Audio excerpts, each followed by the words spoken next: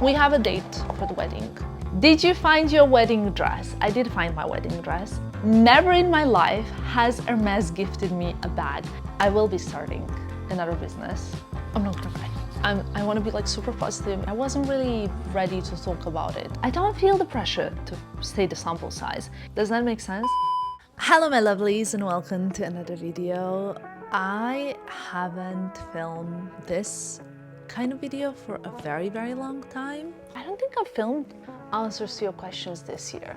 What do you guys think? Recently, I've asked you guys to ask me some questions that I felt like are a little bit deeper in terms of, not really all deep questions, but I wanted to answer some more kind of like life-related questions, I want to say. And with that being said, there were so many questions you guys asked me. Like honestly, hundreds and hundreds of questions, many of which I have already responded in some of my Q&As. So just to be fair to my long-time subscribers and viewers, I'm not gonna respond again to the same questions that I've answered, especially because like the question, do you plan on having kids or would you like to start a family one day? I think I received that question more than 100 times, but I definitely answered it more than 10 times in my other Q&As. I feel like I've answered to that question every single time in every single one of my Q&As. So just to kind of like spare you of like repeating myself and being boring, if you want to know like if I have gray hairs or if I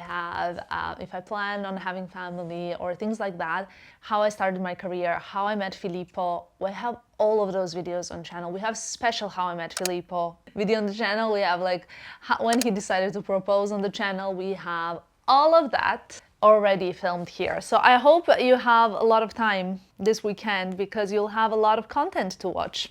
But anyway, without chatting too much, because we all know I can chat, I am gonna start straight into it. So I screenshotted some of the questions here on my phone. In case I look at my phone, that's why. And before I start, I just wanted to say, in case you're not subscribed to this channel, it would mean the world to me. If you're new here and you love fashion, beauty, and all things luxury lifestyle, click subscribe and join me on this incredible journey. I'm just waiting for you to subscribe. And also it doesn't change anything for you. It's free of charge. It doesn't mean that you're gonna, I don't know, like receive any kind of notifications or anything. It just means that you do one click, which actually really helps us support the channel, helps us a lot by supporting the channel and it helps us kind of to create even more content.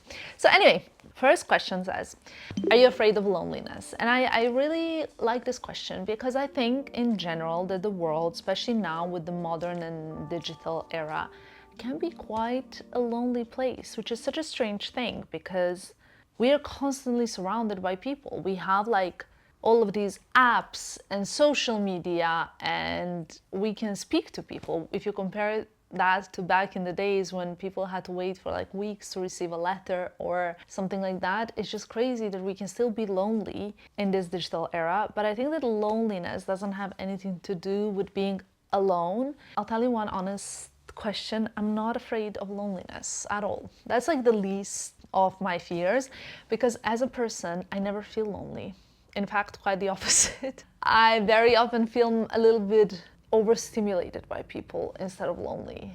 But one thing that I can say is that there are cities that I feel have lonelier energy than the others. Like for example, in New York, very often I can feel like it's a lonely city. I feel the lonely energy from New York. I don't know why. Even though there's so many people there, people are always in the bars, in the restaurants, it's buzzing.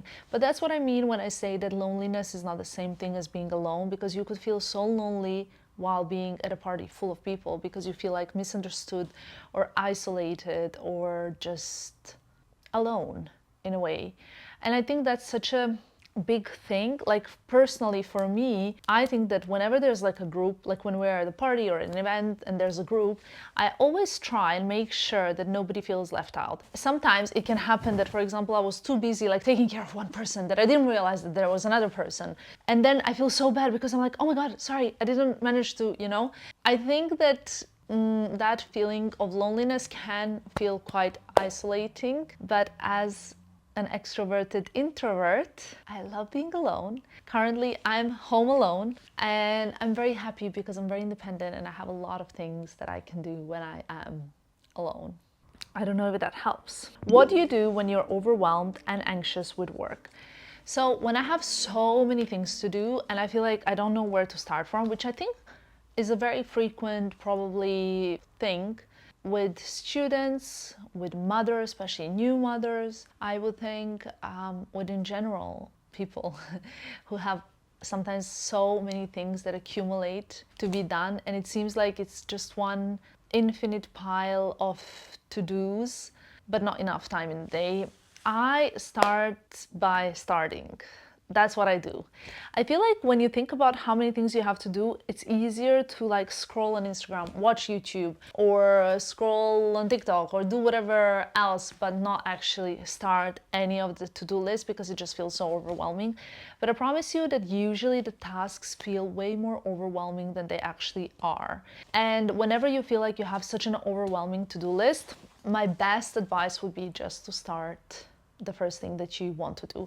And sometimes you don't want to do anything, like you have a task that you really dislike and you're like, how do I kind of tackle this? Well, try and combine a negative task with a positive task. So for example, you want to start the gym, or you want to start that paper for university, or you want to start a huge pile of laundry. Put your favorite YouTube video or channel on, put your favorite TV show on. Like I have TV shows for everything. Like I even have a TV show for heartbreak. When I was in my 20s, every time I was feeling heartbreak or some sort of like love pain, I would watch Sex and the City. I watched it so many times because I had so many heartbreaks. Well, not so many heartbreaks, but so many like these melancholic moods that I pretty much know it by heart now. When I'm cleaning my house or doing something at home or organizing my wardrobe, I have what I'm listening to, like the podcasts I'm listening to. When I'm, like I have those things for whatever I'm doing, I have my watch list. So I like to combine what I don't like to do with what I like to do so that it feels a little bit more enjoyable. I don't know if that helps, but that's what always helps me. And I think the moment you start, just start, even if it's by opening a notebook and putting a date in the top right corner or top left corner, wherever you want to write the date, it already means you're starting. And that's already a huge help with anxiety and pressure of feeling overwhelmed. What is one thing you regret you did? Now, in my head, when I think about it, I regret so many things I did. The first thing that comes to my mind, like really straight away, and I'm sure many of us girls do, I'm sure men too, is like a relationship, like a relationship where I feel like I gave my time to someone who definitely didn't deserve it, or shouldn't have given my time to like a person that was not worthy my time. But then I had this era where I really couldn't forgive myself for like kissing the wrong frog that definitely didn't turn into a prince. And then I realized like two really great things came out of that. And you know what? It's kind of funny that there are some things that happen that we do and we're kind of like, why? I didn't even want that in the first place. Why did I do that? Like sometimes this happens to me where I do something and I didn't even want to do it, or I didn't even want to I didn't even like this person, but like, how did I get convinced into this, right? Then on reflection, something really great comes out of it. And I think good things happen to good people. I choose to think that anyway. That's a whole other story. That's what I'm telling you guys. But it's funny that like, for example, out of like a really, really bad relationship, I managed to get out incredible friendships with people that I wouldn't even get as close to if it wasn't for that relationship. So I want to say that I regret so many things, but then on reflection, I don't regret them, because if those things wouldn't have happened, I wouldn't have learned the lesson, which I think for sure was karmic testing, and I learned the lesson. Finally, I kept getting the same lesson back until I learned. But besides that, I really got something amazing out of it, like an incredible, incredible friendship that wouldn't have happened if that relationship didn't happen. Don't judge yourself too hard. I think I said this in my previous video. We need to learn to be a little bit more gentle to ourselves and to not regret things too much. I think it's fine to learn lessons and to kind of like, say like, okay, I shouldn't have done that. I should do better in the future. I didn't really rise up to the task, but I need to forgive myself as well. Because at the end of the day, we forgive other people. Why shouldn't we forgive ourselves? We are also living this life for the first time, and we also don't know the best, especially for a lot of you guys who are in your 20s. Like, that's the time to make mistakes and just kind of like learn, because if not now, I don't know when. Is trust something we give because others earn it, or something we offer to discover hold on. It's something we give to other people as a gift, as a generous offering. It's something we offer to discover, okay? I am a notorious optimist, and I always think if you live a life a little bit like a stray dog that is scared of human touch, then yes, there's some bad men out there and whatever, people out there. But also there's some really good ones who want to adopt you, but you are too scared. And I think life is too difficult when lived in fear and if you don't trust anybody. You know those like kind of sayings like, don't trust anybody, like be aware, everybody's trying to like whatever. That's not how I live my life. I live my life by saying, okay, like not so naive anymore. I did my naive years in my 20s. I've learned lessons. I told you guys my stalker story. Like, I mean, I had times when I thought like everybody has good intentions, why not?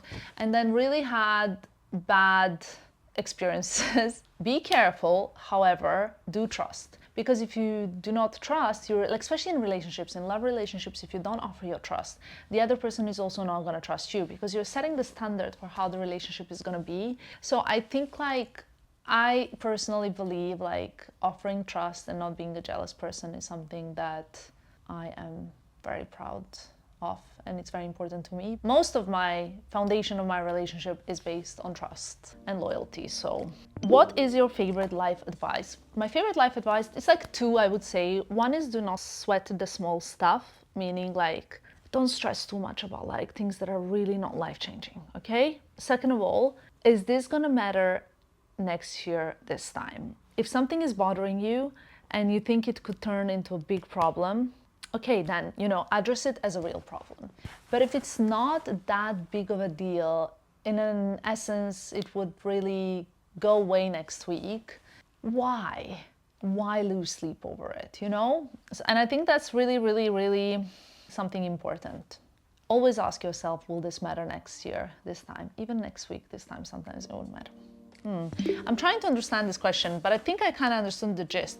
It says, don't you sometimes wake up feeling low and have a cranky mood bad days? You guys will not believe me when I tell you this, but I do not feel ever in the morning cranky. Out of 100 days, 99 I wake up happy, in a good mood. Doesn't matter if I have to wake up at 4, doesn't matter if I have to wake up at whatever, if I haven't slept. I always wake up happy and I always wake up in a good mood. The only thing that can change my mood throughout the day is people.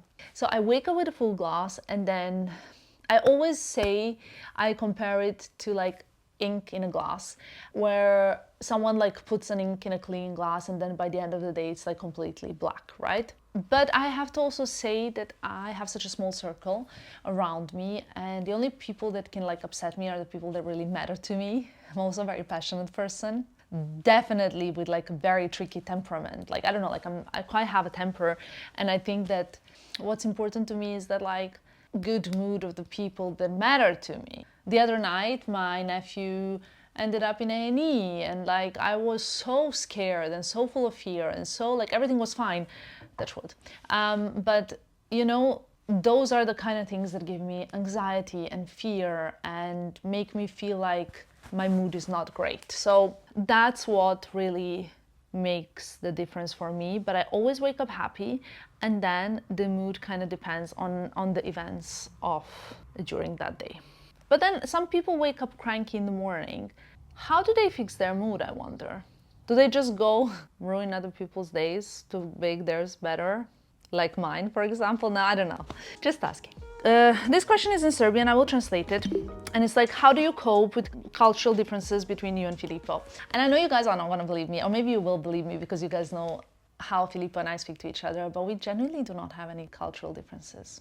Maybe because he comes from north of Italy. It's kind of closer to the Yugoslav countries. But they have so many things that are similar to our culture. At the same time, not. But I don't have any cultural difference with Filippo that bothers me. Like, there were like few things that we had to get to know each other at the beginning. Like, I ordered a cappuccino after midday, but he was like, oh my God, we don't drink cappuccino after midday in Italy. And I was like, well, get used to it. And he's used to it now, you know? He doesn't really judge me in these things anymore that we're different in. And I obviously don't judge him because I think I mentioned this briefly in the past. I used to be an international student ambassador. I got familiarized with so many different cultures from all around the world at a very, very young age, all before, like between the ages of 19 and 21. And my role was to be very accepting and welcoming of different cultures in the UK at our university, which had 18,000 students and I don't know how many thousands international students, and also to help international students really feel like at home. Instead of kind of like pointing them out, we are taking them and just like making them into something beautiful together. So I have to be honest, cultural differences we do not really have, but also it's like two relatively similar culture. That's the annoying thing. Do you think it's okay if the guy realizes later than you did that you are the one? How later? Of course it's okay. Of course. I think I realized Filippo is the one on our first date and he only realized that I'm the one for him months later, but I already knew it. And you know what I think about that? All I think is that we're just so much more advanced and ahead of the game and they just need longer to realize. It's like watching a movie and you just understand before the other person what's already gonna happen at the end. Would you think that's okay? Maybe you're just more emotionally intelligent. Maybe you're more emotionally advanced, or maybe he's just a guy. That's also okay. Did you find your wedding dress? I did find my wedding dress. Actually, finding wedding dress was the easiest thing, I think, in the whole process. I've had my wedding dress now for a little bit. It was not difficult at all. The one thing that I have to say is that I did not find yet my other dresses, because there'll be other dresses involved in this wedding. Sometimes I hear people saying like finding a wedding dress is the hardest thing. For me, finding a wedding dress was the easiest thing. Like, even though I did not know what I wanted, I knew what I did not want, I knew what I like and what I look good in. That's what I based it off, and that done. Kids free wedding or not?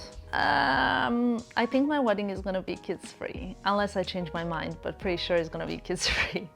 Do you feel the pressure to stay sample size? Do you ever feel not confident enough to film? So I never feel not confident to film. You've seen me after I cried with no makeup, after I traveled for 15 hours, after I got like, I don't know, like missed my flight and stayed in London overnight or whatever I was. Where was I? In Belgium, in Brussels, without a suitcase and anything else in the hand luggage, and everybody asked me, oh my god, what are you carrying in your hand luggage if you're not carrying your pajama and a toothbrush? And I carry my Hermes bags because I feel like that should be in my hand luggage and not in my check-in. And you know what, you guys all have a very valid point and it's my bad. I feel like we're friends and you can see me at any possible. Sometimes, like, you know, I cry on the street and someone approaches me to ask for a picture and I say yes. So I don't cry often, but it happens because I'm a very sensitive and emotional person. And when I cry, I mainly cry because people close to me who I love are upset.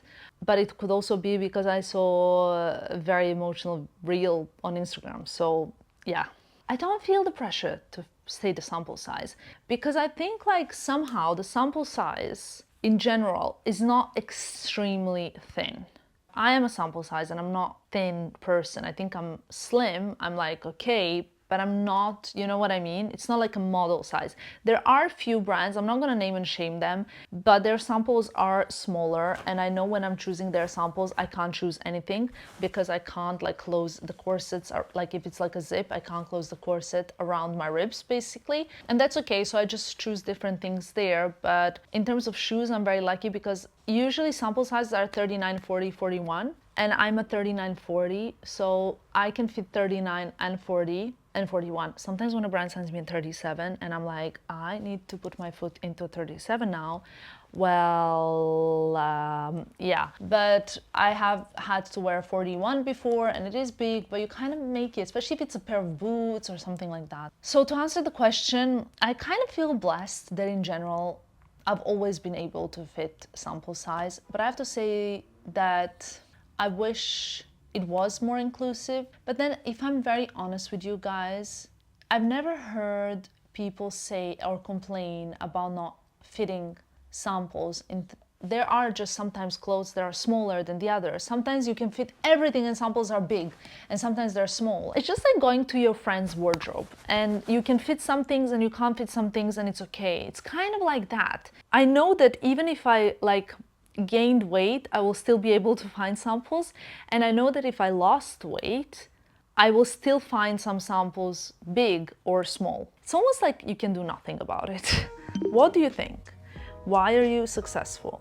Well, thank you so much. Such a complicated question, because when I think about myself, I would never say about myself like, I'm so successful. I would never say that about myself. I know I've achieved success because I know where I started from, but I'm not yet where I want to be at my finish line. There are so many things, you guys, that I want to achieve, but I think that's a big part of my personality, and I love being driven by ambition. However, I think if you ask me what is the secret of what I've achieved so far, I would say is failing so many times and getting up immediately. So like, I fail, I get up and do it again, just differently. Or sometimes even I keep doing it the same way until eventually understanding that I have to change my way and do something different. And I think that is a key to being a confident person, because you keep failing and you keep getting up and you keep understanding that, okay, it's okay if I fail because nothing happened that previous time when I failed, so I'll be fine if I fail even more.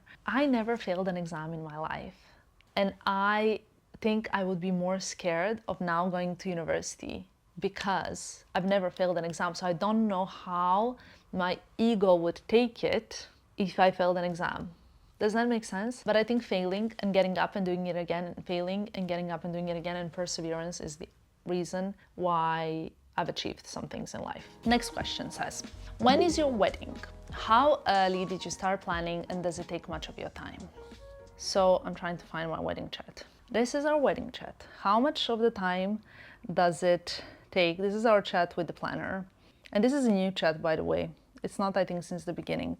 How much time does it take? It takes a lot of time, because like if I have one day off, I really don't want to be wedding planning or visiting, like doing a site inspection or trying something. I want to be in bed, you know what I mean? So for that, yes, it takes a lot of time. But we're very lucky because we have an amazing wedding planner that both Filippo and I really love and really trust, okay?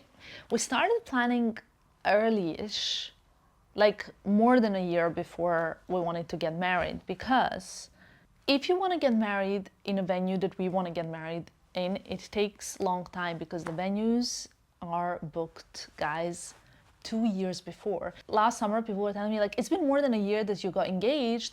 Why are you not married yet? Because we couldn't even get any venue a year after getting engaged. And I didn't book a venue before getting engaged, which apparently this is what people are doing now. People are booking venues before they're getting engaged. I didn't know that. I didn't do that. I don't think I would have even done it if I knew it, because honestly, I feel like that would be a bit jinxing it. We couldn't get the venues we wanted because they were booked. So we knew which venue we wanted since day one. Those kind of venues, they take years to book. So that is the main reason that really, nothing really else is delaying our wedding planning. Everything else is kind of like tick the box, check yes, no, yes, no, yes, no. Not really that difficult. I knew who I wanted to make my cake since day one. I knew kind of like dress-wise, like I told you. The other dresses, I'm so like easy, because like dresses are just like one thing that I find like the easiest thing to find. You know, what else? Catering, probably Filippo will be more obsessed about catering because he's Italian and he's more like specific about the food. Then, you know, entertainment, music, again, not like, I don't think it's like a terrible, like extremely difficult thing to do. With flowers, again, we know what we want. So a lot of the things are easy-ish, I think. There are a few things that obviously complicated a little bit the process of planning wedding for me, and I wasn't really ready to talk about it, or I wasn't really happy to talk about it just yet. But I think in April this year, I mentioned in one of my YouTube videos, if you watch in my Monaco video, I think I mentioned that because someone said like, oh, you know, like your life is so superficial and it's just like shopping and traveling and that's it. I mentioned, you know, you never really know what's happening in someone's life. And I know it's such a cliche to say that, but in that video, I mentioned that I have a very close family member who is terminally ill, and that's quite a weight on my shoulders. And at the same time, like I said, I wasn't really ready to talk about that because I personally always try to be like super positive on this channel. I always want to greet you guys with a smile. I always want to remind you that it's like so important to be optimistic in life. Glass is always half full, never half empty. That's my message to you in good and in bad days. But having a very close family member ill, it makes it harder to plan a celebration. And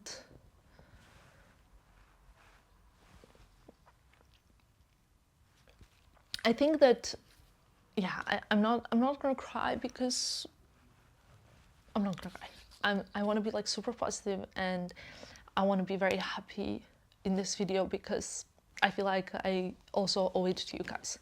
So as you can imagine, I'm getting bombarded every day. Like, what is the day of the wedding? I think like we have a date for the wedding. Even like I wouldn't reveal the date anyway, you know, because I feel like there are some things that I find are like so private.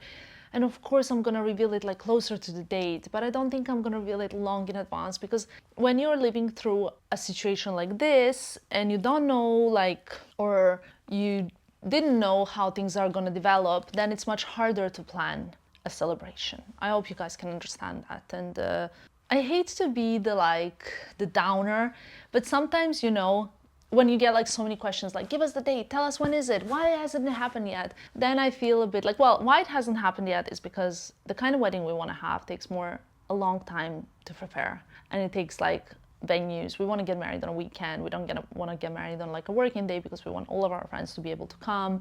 So that makes it more difficult in terms of dates, because there's only like, I don't know, what, 52 weekends a year. Out of 52 weekends a year, I think the season of weddings is probably 16 weekends, or maybe like, let's say half a year. Let's say 20 weekends a year, 25 weekends a year. And obviously, if you're booking a year in advance, the venue is going to be out of availability.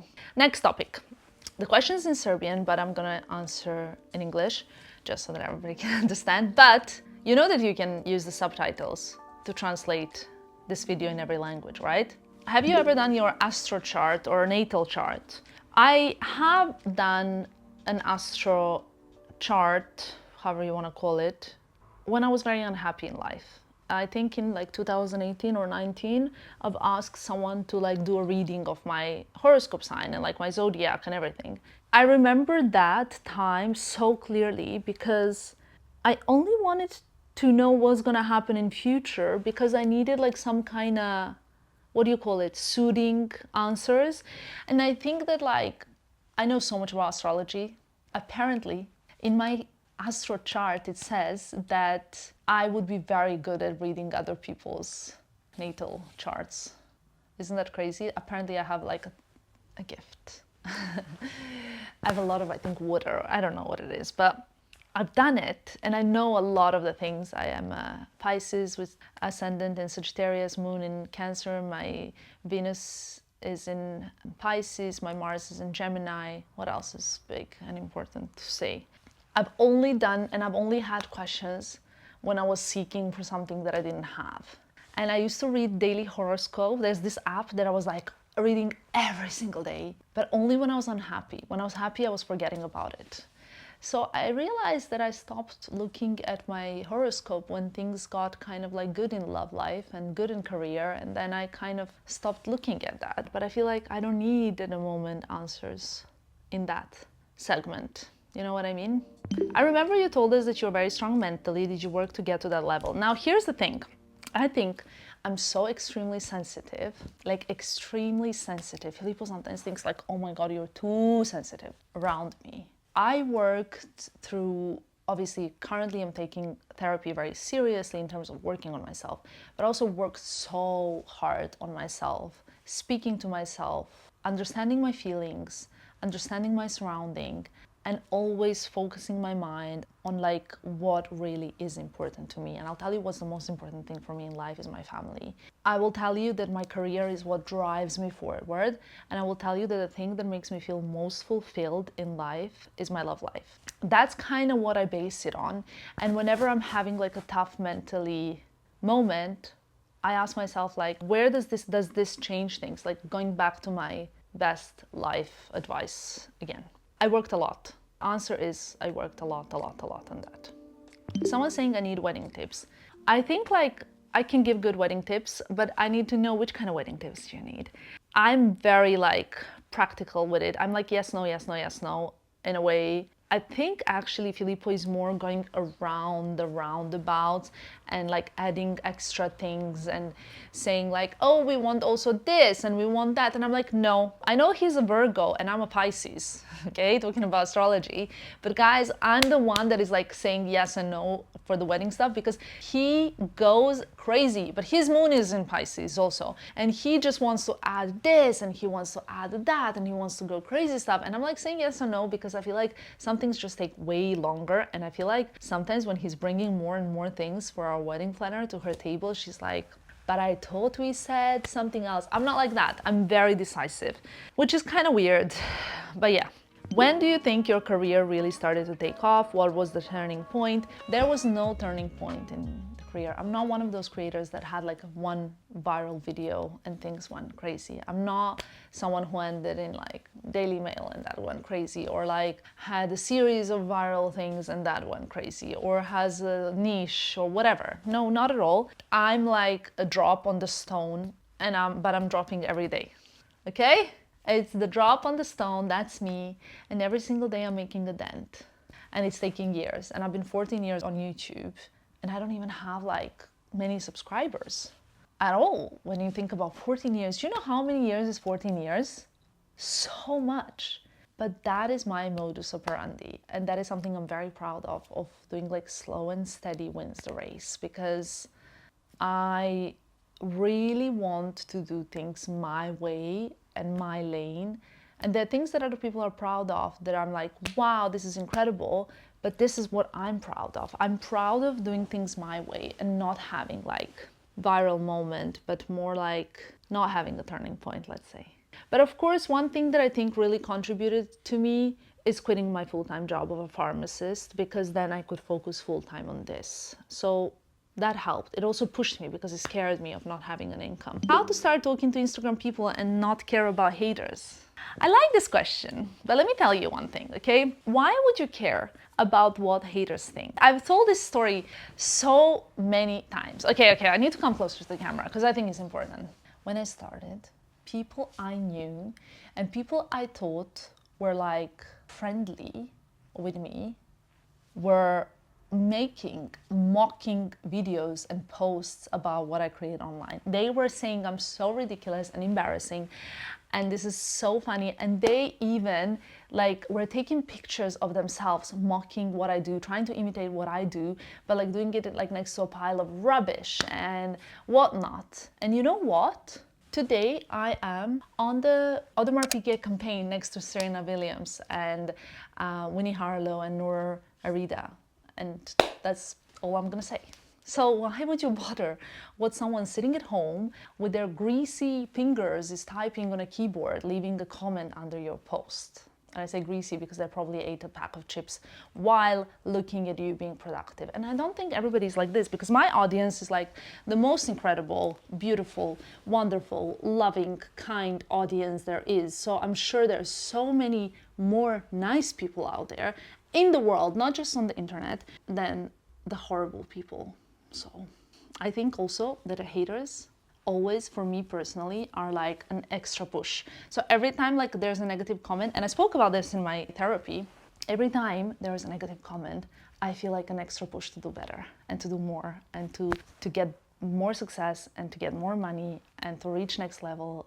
It's like a huge push for me. But also every time we get a positive one, I get more push and more ambition to create more content and to be better and to do better for the people that like to consume my content. Do you pay for Hermes bags or are they for free? Guys, I cannot believe that someone thinks that Hermes would offer me a free Hermes bag. And also, if they would offer me a free Hermes bag, I would have to legally disclose that. Like you guys know, I always say, thank you Gucci, or like, thank you Loewe. I don't know, whenever I receive something, I always disclose it. I put it like in the description, I like write it, but whenever I come with an Hermes bag, I'm like, I bought this bag.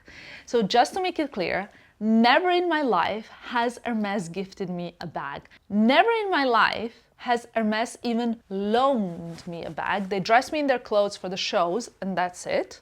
But I never even asked them for the bag because genuinely I think I have like really nice bags. I don't need to borrow bags from the showroom. So I don't know if that sounds inappropriate and braggy, but I love my collection, so I'm very happy with what I have. Secret to real confidence, I'll go back to feel free to fail, get up on your feet again, fall, get up again, fall, get up again. That's truly the best way.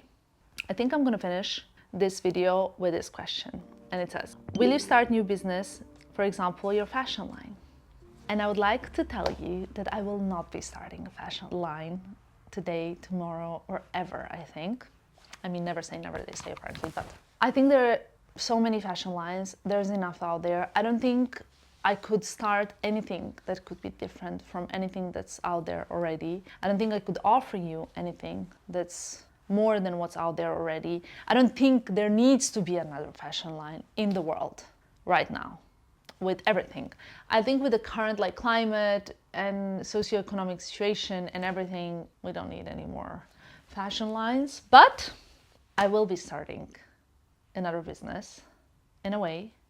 I do diversify in what I do, and I will have something soon-ish that I think will bring value and make a change for people. For the longest time, I thought, what could I do that could make a difference to people and could really make a difference and be useful and valuable and change things? So I guess there's always something cooking in the background.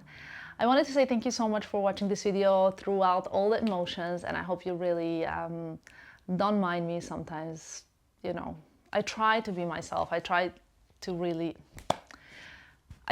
give myself. I try to give you guys really like who I am and how I am, but I never want to be like moany or complaining or bringing my problem here on this channel, you know? So thank you for watching. I love you lots. If you haven't subscribed, you know what you need to do, and I'll see you in my next one. Bye, guys.